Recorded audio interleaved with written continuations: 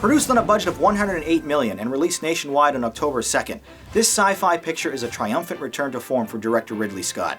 Well known for classics like Alien, Blade Runner, Gladiator, and Black Hawk Down, I dare say this PG-13 rated film is his best yet. Based on Andy Weir's 2011 novel of the same name, Matt Damon stars as an astronaut who is incorrectly presumed dead and left behind on Mars, forced to survive by himself for over a year until a rescue team can arrive. As expected, Damon is absolutely perfect in the lead role, commanding the attention and empathy from the audience thanks to his optimistic attitude and determination. Against impossible odds, he remains hopeful when declaring quietly to himself, "I'm not gonna die here."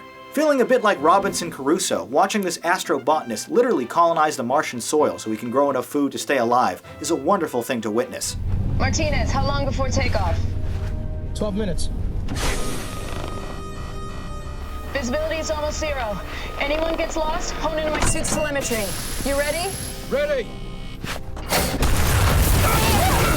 Commander, are you okay? I'm okay!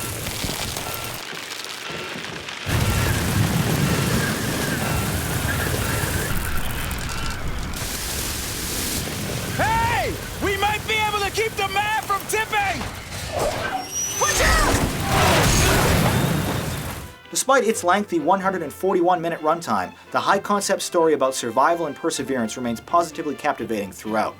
Especially an unflinching scene early when Damon performs surgery on himself to fish shrapnel out of his abdomen. Scott and Damon reportedly drew inspiration from the mountain climbing documentary Touching the Void as well. As daunting as his situation is, it's also a bit limited from a storytelling perspective.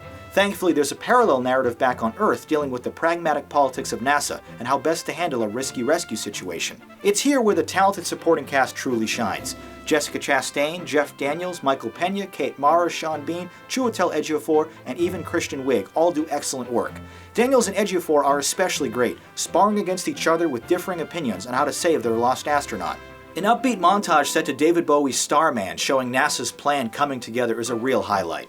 The movie, rather amusingly, also incorporates a good deal of in-universe disco music into the soundtrack. It's this lighter tone, coupled with Damon's sarcastic wit and humor, that make The Martian such a fun and rewatchable film, especially when he resolves to science the shit out of this. But Scott doesn't dumb down the narrative either, showing complex mathematics, hex code-based communication, and plenty of equations on thrust and velocity. This is an idealistic vision of an unspecified future that respects and utilizes hard science instead of marginalizing it.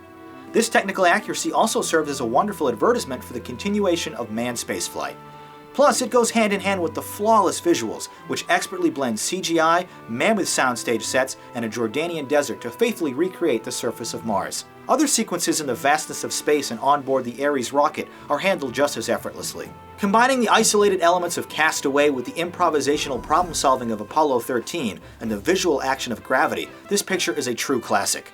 Speaking of Gravity, for the third year in a row we've been treated to an absolutely excellent space survival movie. A respectful and satisfying drama, this is a true high-water mark for modern science fiction and a completely engaging experience.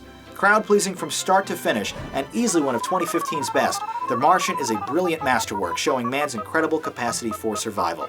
I thought it was an amazing movie.